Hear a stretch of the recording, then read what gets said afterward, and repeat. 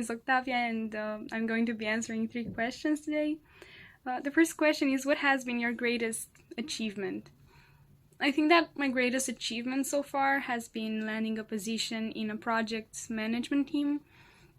I was actually a participant in the first edition of the project, and once the second edition started, the project manager reached out to me and asked me if I was willing to join them and help them with a few tasks, organizing, and even talking to the participants myself.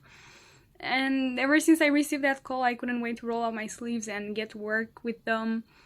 And it was also a very big honor for me to be hailed as one of the facilitators and for the participants to want to ask me questions about my experience, even if it wasn't so big. The second question is, who has been the biggest influence in your life and how has this person influenced you?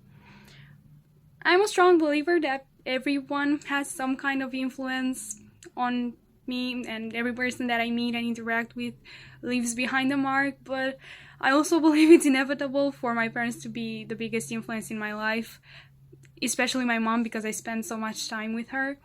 And I think she has especially influenced my mindset. As when I was little, she always used to tell me that it's very important to keep yourself busy and to always try something new. And that would sound so weird to me, because why would she want to be busy? Why wouldn't she want to relax and sit around all day doing nothing? But now I really understand that point of view, because if I have one of those days that I do nothing, I can't stand it, and I'm so eager to start working on something. So, what have you learned from situations where you weren't as successful as you hoped to be?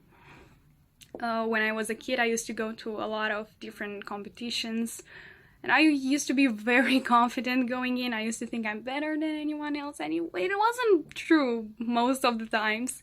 And after I lost a few times and I failed, I realized that I can have high expectations of myself without looking down on others. So just because I'm doing my best, it doesn't mean I should be the best. And I learned that it's still as important if I knew I did all I could. And now I just have those high expectations of myself without invalidating other people's work and without having to be on the first place. I can be very proud of myself even if I'm on the second place, as long as I know I did all I could. And that's all.